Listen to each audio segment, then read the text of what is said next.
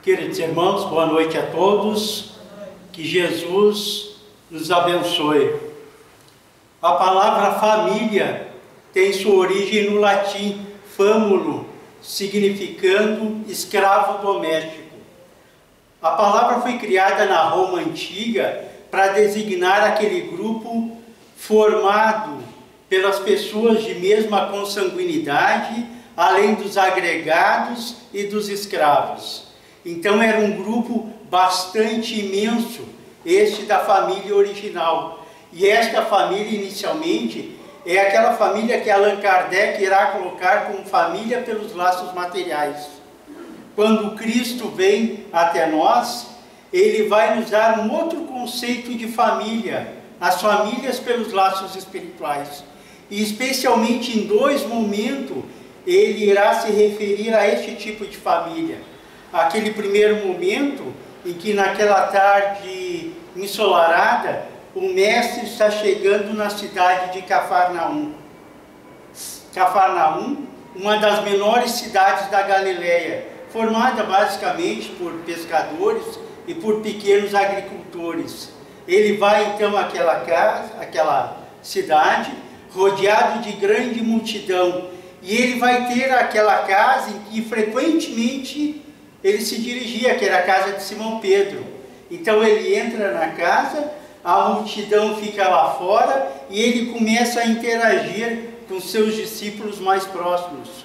Quando ele está em meio à conversa, vem alguém lá de fora e diz assim: Senhor, a sua mãe e seus irmãos estão lá fora e querem lhe falar. E como Cristo veio para nos ensinar, ele vai fazer a primeira indagação sobre o conceito de família. Quem é minha mãe? Quem são meus irmãos? Por óbvio que ele sabia que Maria era sua mãezinha que lá estava. Aqueles que chamavam de irmãos também lá se encontravam.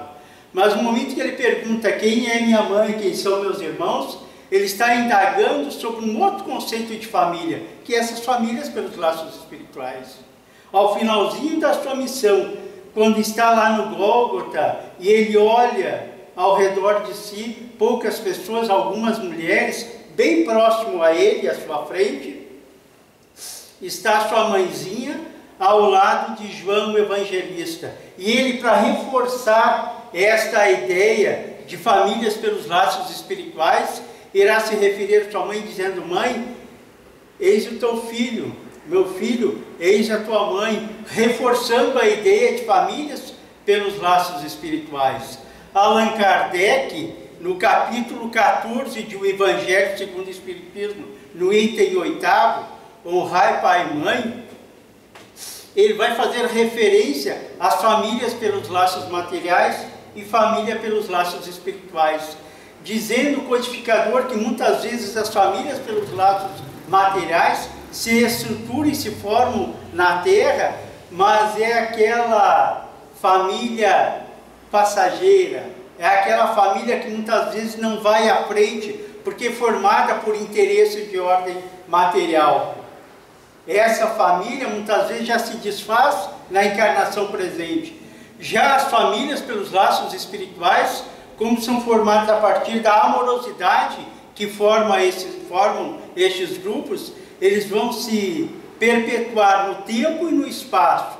E muitas vezes, alguns desses componentes das famílias pelos laços espirituais estão reencarnados aqui na Terra, e outros, ao mesmo tempo, estão na dimensão espiritual. Por isso ocorre com alguma frequência, de à noite, quando nós dormimos, nós nos reencontramos com esses nossos queridos na dimensão espiritual. Então é comum no outro dia nós acordarmos com algum sentimento de nostalgia, de saudade, que a gente não sabe bem de onde vem, mas vem justamente desses encontros que ocorrem na dimensão espiritual.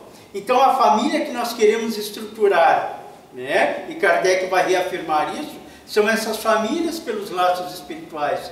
E aí nós perguntamos, para que essa família que é formada a partir da amorosidade efetivamente possa estar presente aqui na Terra, como é que nós estamos nos comportando? Porque a família somos todos nós. Como é que nós estamos nos comportando? Porque muitas vezes nós observamos que a pessoa é uma dentro da casa dela e a outra lá fora. Então, muitas vezes, dentro da casa, né, ela está mais à vontade, porque está com os seus mais próximos, mas lá fora, muitas vezes, ela é cheia de amorosidade com o outro, é cheio de delicadeza. Não, por favor, você primeiro, bom dia, boa tarde. E vai perdendo essas amabilidades dentro do lar, muitas vezes não se demonstrando, não reforçando esta ideia de família formada a partir da amorosidade. Então, se efetivamente nós queremos que aqui na Terra seja vivenciado este tipo de família, nós temos que observar a nossa conduta dentro dos nossos lares. No capítulo 22, e nós iniciamos falando sobre esses dois tipos de família, para chegar aqui, neste capítulo, não separeis o que Deus juntou, nós vamos ver presente ainda esses dois tipos de famílias. As famílias pelos laços materiais e as famílias pelos laços espirituais. E é interessante o título, porque o título foi tirado, né, do ensinamento do mestre. Kardec pegou uma partezinha. Não separeis o que Deus juntou. Então, aquilo que Deus não juntou pode separar. Nós não podemos separar é que Deus juntou. E qual é a referência que está sendo feita aqui com relação àquilo que Deus junta ou não? É a lei do amor, né? A lei divina. Porque aquilo que é formado a partir da amorosidade não vai se desfazer. Aquilo que é formado a partir dessa lei do amor, ela é permanente. Mas aquilo que é formado a partir de interesses de ordem material, ela se desfaz por si só. Então nós vemos as dificuldades que a humanidade atravessa atualmente no aspecto familiar, justamente por essas questões próprias, né, da conjugalidade voltada para a amorosidade ou por outros fatores de ordem material. E nós observamos também que a lei do amor, a lei divina, deve nortear a nossa conduta aqui na Terra, em todos os aspectos sociais, mas também, né, inclusive, e com mais força, dentro da conjugalidade. Porque nós vamos ver, especialmente no item 1 e 2 deste capítulo 22 do Evangelho segundo o Espiritismo, que Allan Kardec vai colocar que a lei civil ela deve estabelecer em alguns países, né, na formação do casamento, essa lei civil, para que possa ser, aspectos dessa lei civil possam ser vivenciados pela sociedade, pode ter garantias para o indivíduo na lei civil, na sociedade. Em alguns países basta essa lei para que seja efetuado o casamento. Outros países e outras culturas requerem o casamento religioso. Outros locais, a união estável só é suficiente. Então, cada país, de acordo com a sua cultura, vai estabelecendo a necessidade que é para ser vivenciado a conjugalidade aqui na Terra. E nós observamos, não é, que este capítulo vai nos mostrar não só a questão do divórcio propriamente dito, mas quais são as causas que levam a ele. O que a criatura humana faz ou deixa de fazer que leva ao divórcio. Porque a gente sabe também, e Kardec nos coloca isso, que desde as épocas mais antigas já existia o divórcio. Mas no tempo do Cristo existiam duas correntes de pensamento sobre essa questão do divórcio. Dois grupos se formaram, né? Um grupo que era chefiado por uma pessoa chamada Shammai e outro pelo Hillel. Shammai dizia assim, que o divórcio deveria ser efetivado em tão somente uma situação, quando a mulher impediu o homem de cumprir a lei mosaica, daí se podia colocar o divórcio. Já Hillel colocava dizia que qualquer motivo podia dar causa ao divórcio, e o motivo era dito pelo homem, ou seja, só o homem poderia solicitar o divórcio, né? E poderia ser por qualquer causa. Não gostou lá do almoço, encontrou uma pessoa mais jovem, enfim, os motivos são os mais vários possíveis. E o divórcio, é uma lei humana que tem por fim separar legalmente o que está separado de fato, né? Então ele oportuniza essa questão civil para que a pessoa possa separar aquilo que efetivamente já está ocorrendo, né? O escritor Martins Peralva, fazendo uma busca nos ensinamentos da espiritualidade superior, ele coloca que aqui na Terra existe didaticamente separado 5 tipos de casamentos, né? Cada um deles com características próprias. E vai dizer ele que é uma divisão didática para que a gente possa compreender esses 5 tipos de formas de conjugalidade. O primeiro deles, Martins Peralva vai falar do casamento transcendental, dizendo ele que esse tipo de interação é extremamente rara num planeta como o nosso, porque esse casamento transcendental ele vai se caracterizar pelo encontro de 2 criaturas extremamente elevadas espiritualmente falando. São espíritos de larga envergadura espiritual, né? E ele está como exemplo o encontro de Allan Kardec e Amélie Gaudet, né? Que vem aqui em missão. Mas ele também dá outro exemplo desse casamento transcendental como sendo de Gandhi e Ilana. Ou seja, são indivíduos que vêm à Terra para exercer missões assim numa determinada região, no mundo inteiro. E esses casamentos são raríssimos de ocorrer aqui, né? Mas existe também os casamentos afins, que são encontros de almas de grande evolução.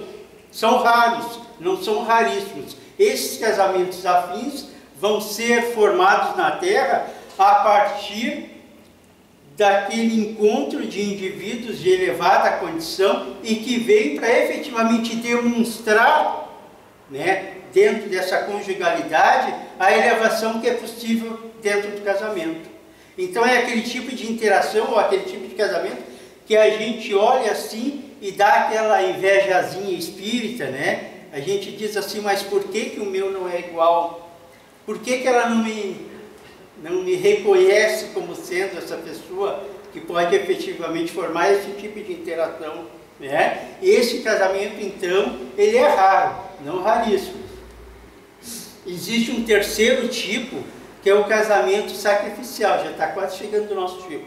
Esse terceiro tipo, casamento sacrificial, ele vai ser fundamentado no encontro daquelas 2 almas, né, de diferentes aspectos evolutivos. Então é aquela de grande evolução e o outro ou a outra está mais abaixo.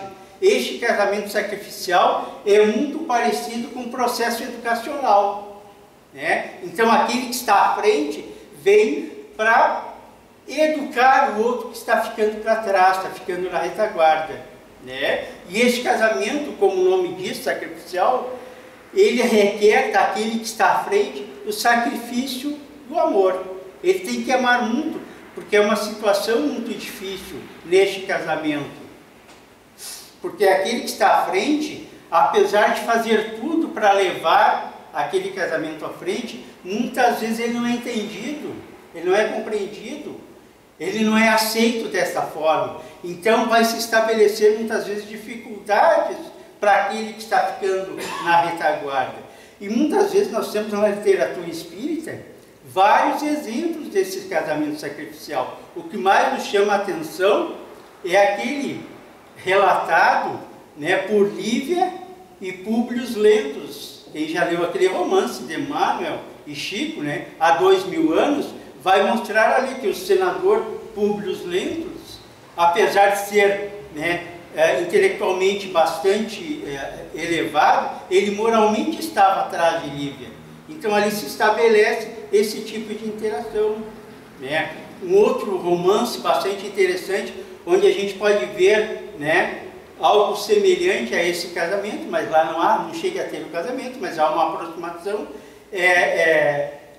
nesse livro Renúncia, né? Então a gente vê muito bem ali a personagem principal do romance, muito à frente do outro que está ficando para trás. Então esse tipo de interação sempre é bastante complicada aqui na Terra, e ocorre em alguns casos. Bom, se nós não nos enquadramos em nenhum desses três, no quarto a gente se enquadra, que é o casamento provacional. Joana de Ângeles vai dizer que mais de 70% dos casamentos na Terra são provacional, né? E qual é a característica principal dessa interação? É aquele encontro de espíritos que já vivenciaram no passado esta relação, ou seja, lá na encarnação anterior ou encarnações anteriores já foram esposos. E muitas vezes, lá no passado, eles não se conduziram, ou um deles, ou os dois, não se conduziram tão adequadamente. Então é comum haver, nesse reencontro, no casamento provacional, determinado indivíduo, ou ele, ou ela, ou até os dois, que vem com determinados traumas, determinadas dificuldades, por essas incompreensões do passado, por essas atitudes menos edificantes do passado. Então esse casal vem agora para realmente, através do respeito mútuo, ir à frente. Através do amor, vencer eventuais dificuldades. E nós verificamos nesse casamento provacional, as dificuldades maiores no início do casamento, quando são mais jovens, né? Porque, como vem com traumas do passado, é comum um deles ter, por exemplo, um ciúme exacerbado do outro. Traz muito ciúme. Por que do ciúme? Por causa da insegurança que traz dentro de si do passado. Nessa encarnação, ele, por exemplo, é espírita, tranquilo, né? Cumpre direitinho com tudo que compete em termos morais, né? Mas no passado não foi assim. Mas ela traz então esse ciúme exacerbado. E às vezes o ciúme é tão grande que acaba realmente refletindo num relacionamento de maior atrito entre o casal. E nesse tipo de casamento provacional é comum também reencarnar na forma de filhos aqueles que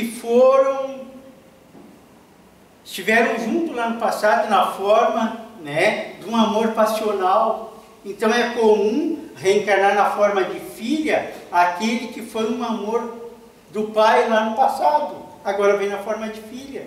Ou na forma de filho, aquele que foi alvo da mãe lá no passado. E vem naquele lar para justamente, né, eliminar aquele amor doentio e se vivenciar aquele amor verdadeiro, aquele amor profundo, né, entre pai e filhos, ou entre mãe e filhos. Então nós temos que entender isso. E se Freud tivesse conhecido a reencarnação, ele teria alargado grandemente todos aqueles complexos que ele estudou, complexo de Édipo. O que é o complexo de Édipo? É aquele amor, não é, que o filho sente pela mãe, ou o complexo de Eletra, da filha pelo pai.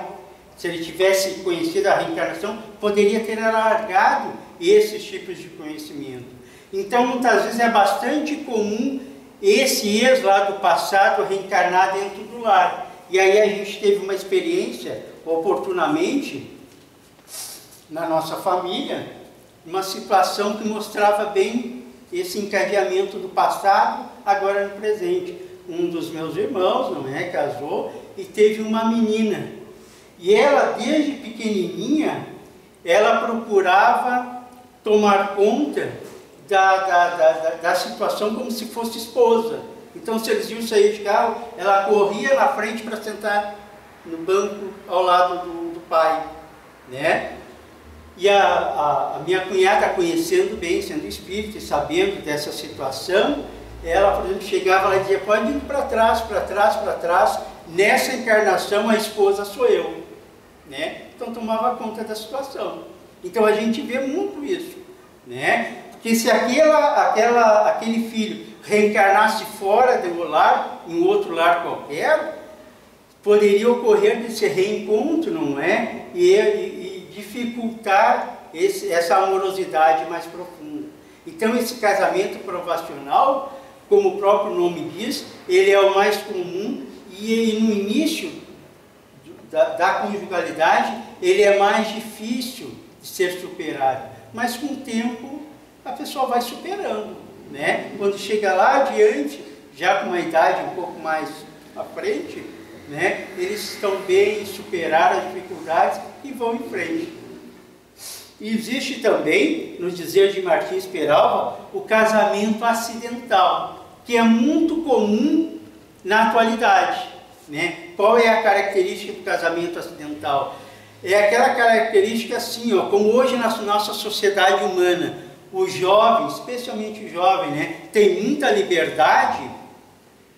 Esse jovem muitas vezes programa na espiritualidade um casamento que vai ser um casamento provacional. Mas chegando aqui, antes que ele encontre aquela pessoa que faria parte desse casamento provacional, ele acaba se envolvendo com outra pessoa, né? Daí por isso o nome casamento acidental. E esse casamento tem grandes probabilidades de não ir à frente, porque não há uma sintonia muito grande com relação a essa vivência.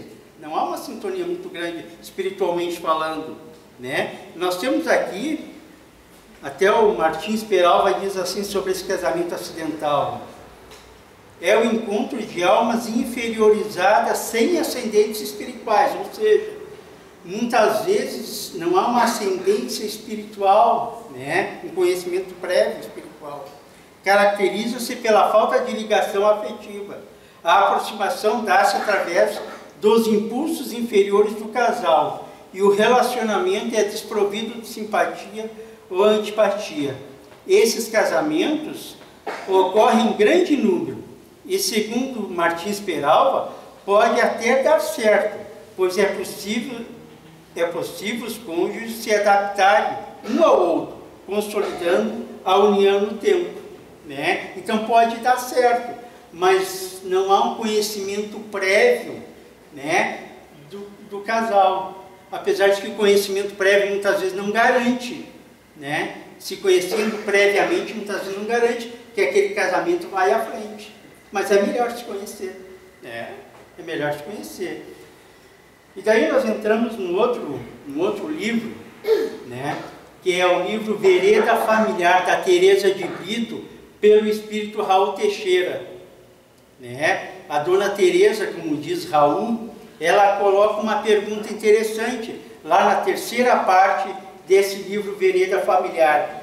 Ela pergunta assim, ó: quanto tempo irá durar o casamento? E ela própria responde: a duração do casamento está na relação direta dos motivos que levaram as pessoas a se casarem. Se vê no motivo de se casarem, se vê a duração. E daí ela faz uma outra pergunta: quais são os motivos que levam as pessoas a se casarem? E daí ela elenca 5 motivos que levam as pessoas a se casarem. O primeiro desses motivos é o interesse material, né? O interesse material tanto por dinheiro, quanto por bens, quanto por posição. Então é aquele caso assim, que ele está aqui solteiro, ou ela, né? Olha o outro lá adiante que está muito bem situado financeiramente, e ele ou ela aqui está muito mal situado financeiramente. Então ele pensa assim, ou ela: poxa, mas por que não? Por que eu não vou casar, não é? Então muitas vezes acaba casando pela posição do outro, pelas condições materiais do outro. E quanto tempo irá durar esse casamento? Irá durar normalmente o tempo necessário para a pessoa se realizar economicamente, materialmente. No momento que ela está bem materialmente, desfaz o casamento. Por quê? Porque o motivo daquele encontro foi a questão de ordem material.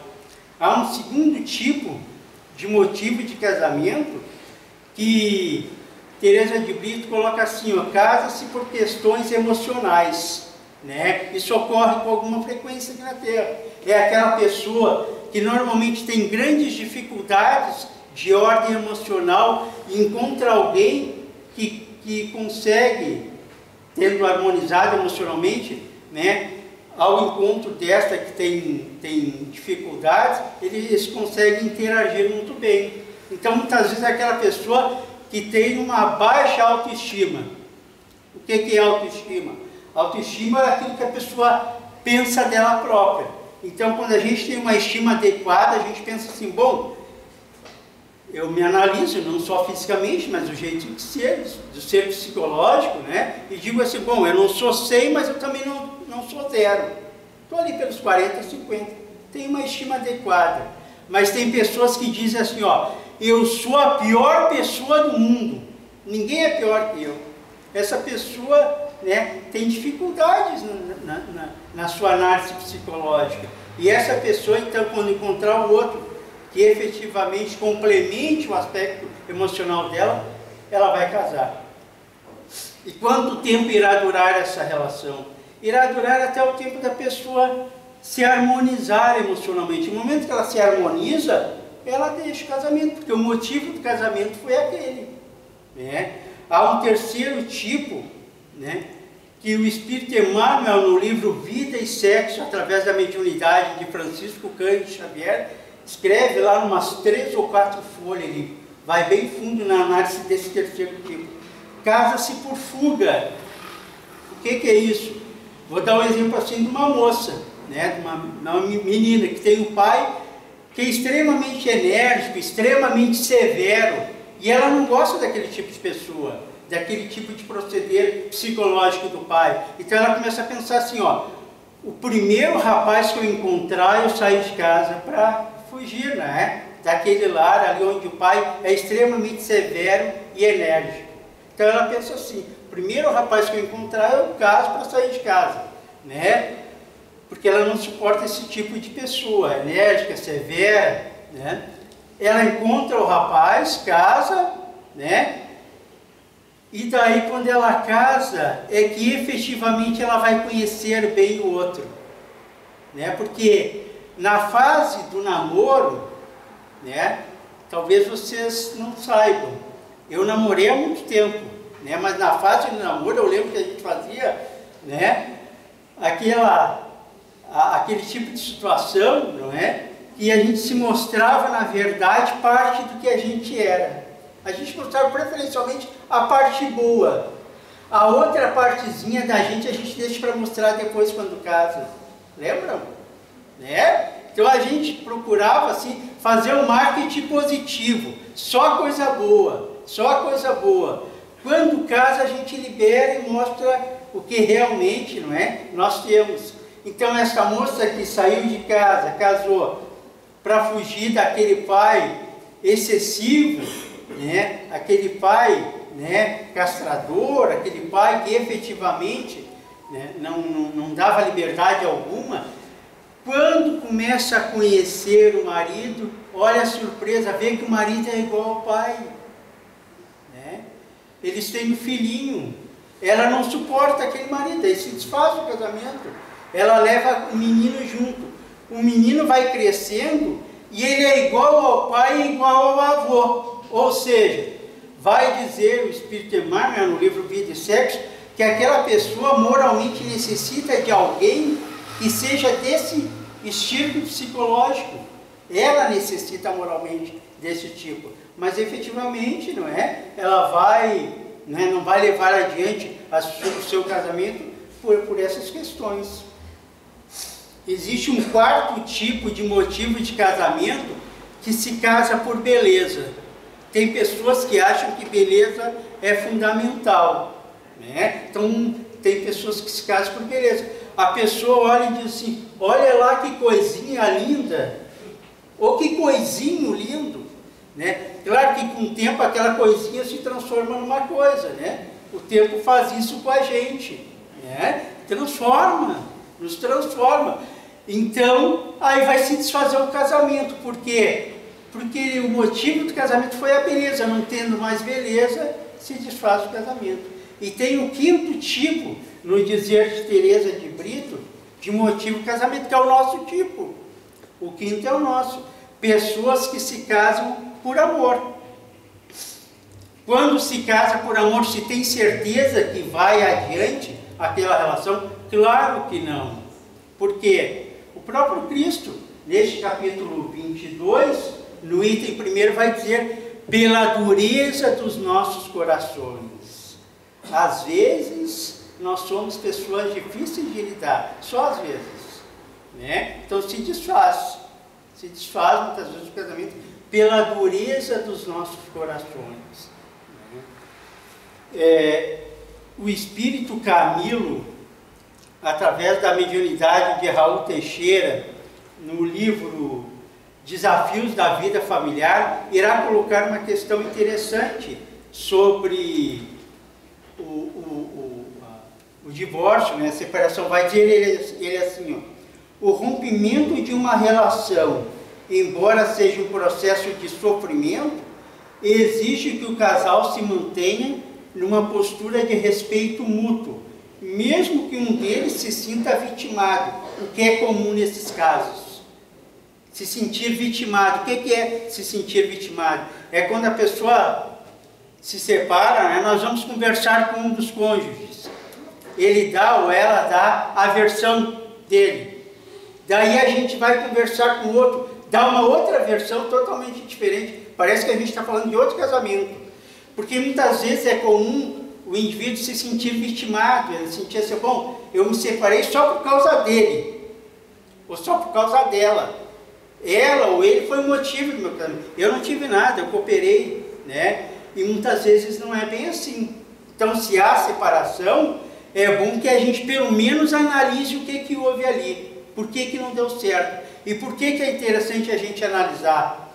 Porque normalmente aquele que se separa, mais adiante vai formar outra família, vai encontrar um outro ou uma outra e vai formar uma nova família. Para que não ocorra dificuldades lá nessa família, é importante que a pessoa possa fazer essa análise, para ver assim, no que eu cooperei para que não desse certo essa conjugalidade, né? Então é importante que faça isso. Joana de Ângeles, no livro Constelação Familiar, irá fazer uma análise interessante. Vai dizer a benfeitora amiga, através da mediunidade de Edivaldo Pereira Franco, vai dizer assim, ó: quando os argumentos não mais se ajustarem, quando nenhum acordo de manutenção do lar for viável, que se libertem reciprocamente, apesar do sofrimento, posto que uma pessoa não é obrigada a escravizar-se ao sentimento de outra, mas tudo deve ser tratado com muita limpidez, a fim de que os liames remanescentes sejam de respeito e consideração, de amizade mesmo, principalmente se há filhos implicados na situação, né? Então, quando ocorre, se ocorre este fato da separação, nós temos que ter muita tranquilidade, ou buscar ter, né? Porque também em função dos filhos, porque muitas vezes quando uma relação está se deteriorando e o casal permanece junto, essa deteriorização da relação é muito prejudicial aos filhos, porque eles observam isso. Então é bom que efetivamente, em havendo o rompimento, que possam as criaturas, não é, ter a tranquilidade de pelo menos se respeitarem mutuamente, o que muitas vezes não ocorre.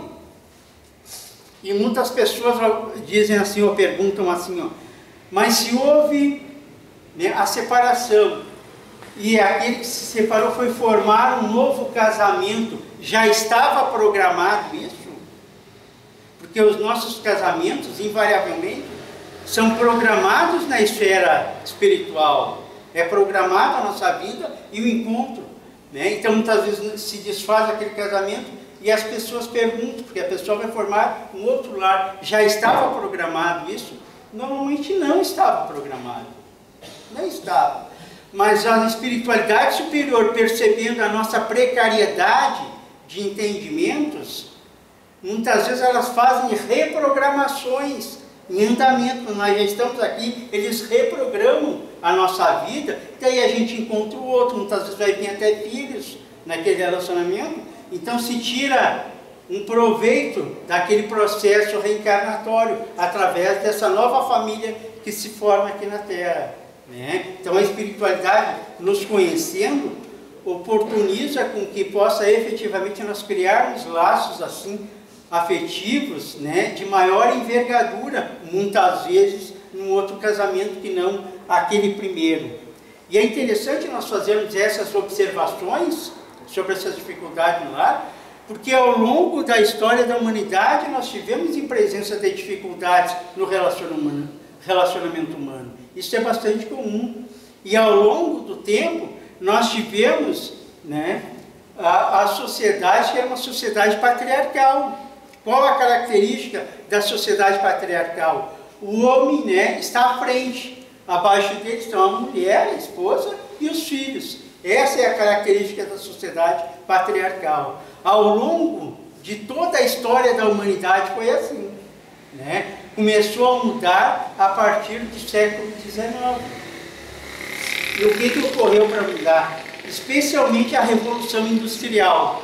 O que foi a Revolução Industrial? Iniciou lá na Europa, né, na metade do século XIX. Foi a criação das fábricas, porque isso mudou muito a família. A família, né, que era uma família rural predominantemente, com as criações das fábricas, elas vêm para a cidade. E vindo para a cidade, a mulher, não é, começa a sair do lar para ir trabalhar, ganhar seu dinheiro e também estudar. Aqui no Brasil, esse fenômeno começou a ser vivenciado no século XIX na Europa. Aqui no Brasil vai ser nas décadas de 40, 50, 60 e 70 também, né? Aí começou uma verdadeira revolução aqui na nossa sociedade humana. E além dessa questão da mulher se emancipar, sair para fora para trabalhar e também estudar, aconteceu outro fato que, de um modo extraordinário, modificou toda a sociedade humana. Em janeiro de 1959, aparece na capa da revista Time, que é uma revista americana de circulação mundial, aparece aquela figura que mudaria a humanidade a partir dali, janeiro de 1959. O que era que apareceu lá na capa da Time? A pílula anticoncepcional. Por quê? Porque dali aos anos seguintes, a família poderia planejar o número de filhos. Então, o que ocorreu? Aquelas famílias que eram famílias assim numerosas, começaram a reduzir. A mulher teve mais possibilidade de ir para fora para trabalhar e com isso ela se emancipou, né? A sociedade deixou de ser patriarcal. Os direitos começaram a ser, né, divididos igualmente, vivenciados igualmente. Claro que em toda a revolução, e houve uma verdadeira revolução, né, do elemento feminino aí, em toda a revolução se tem ganhos, mas se tem perdas também, né? Se ganha, e qual foi o ganho dessa revolução feminina? Foi a emancipação da própria mulher, isso é ganho, né? Porque ela pode estudar, pode trabalhar, né? Mas houve perdas também. Quais foram as perdas? Especialmente no aspecto educacional, porque eu acho que eu estou ficando mais antigo, que lá em casa era bem assim, era patriarcal. O pai saía para fora para trabalhar, a mãe ficava em casa cuidando da gente, e a gente recebia a primeira educação da mãe. E com a revolução, essa revolução feminina, a gente perdeu isso, porque essa educação, não é, muitas vezes foi terceirizada, né? Eu lembro que lá em casa, família grande, né? E a gente, jovenzinho, criança, adolescente, a gente dava as nossas mancadas, o que é comum, né? E a mãe, ela era costureira, né? Então, quando a gente dava mancada, a mãe nunca batia na gente. Eu nunca apanhei da mãe, diferente do pai, né? Mas a mãe eu nunca apanhei. O que ela fazia? Quando eu dava mancada, um dos meus irmãos, ela ia costurar, colocava a gente sentado lá. Ela ficava 6 horas costurando e falando. Não devia fazer isso. E ficava costurando, ia falando. A gente até preferia levar uns tapas logo e ser liberado, mas não, ela era muito sábia. Deixava sentado lá e ia falando. Não devia ter feito isso, e fala, e a gente não repetiu o erro. Né? E também nessa família, que era inicialmente patriarcal, e depois ela se tornou uma família assim, com igualdade de direitos e deveres, ela se caracterizava pelo fato de não haver a separação por parte da mulher, né? O homem muitas vezes podia pedir a separação, mas a mulher não. Por quê? Porque tinha uma série de situações que impossibilitavam isso. A primeira situação era a questão monetária mesmo, a questão econômica. A mulher, como não trabalhava, ela necessitava dos recursos que o marido trazia para casa. Então era bom ela não se separar, porque senão ela ficava em condições difíceis. Mas havia a pressão da própria sociedade, porque naquelas décadas a mulher separada não era muito bem vista na sociedade humana. Também havia a pressão da própria igreja, porque a mulher separada ia direto para o inferno, e elas acreditavam quando morriam, né? Então havia uma série de fatores que faziam com que a mulher efetivamente não tomasse a si a condição de solicitar a separação. Hoje é diferente. O IBGE, algum tempo atrás, coloca que 70% dos divórcios no nosso país, por exemplo, surge a partir da manifestação da mulher. Ela é que solicita, 70%. Nos primeiros 10 anos de casamento, de cada 4 casamentos, um deles se desfaz, não é? Não vai adiante. Também o IBGE coloca isso, né? E Joana de Ângeles, nesse livro Constelação Familiar, através da mediunidade de Edivaldo Pereira Franco, irá colocar assim, que todos nós que estamos aqui na Terra, estamos num processo de ascendência. Estamos indo à frente, estamos procurando evoluir, né? Então somos seres incompletos. Então, dentro dos nossos lares, no relacionamento de conjugalidade, é a grande oportunidade de efetivamente a gente conseguir este progresso espiritual lá no cadinho doméstico, que é o primeiro que nós experimentamos aqui na Terra. Muita paz a todos.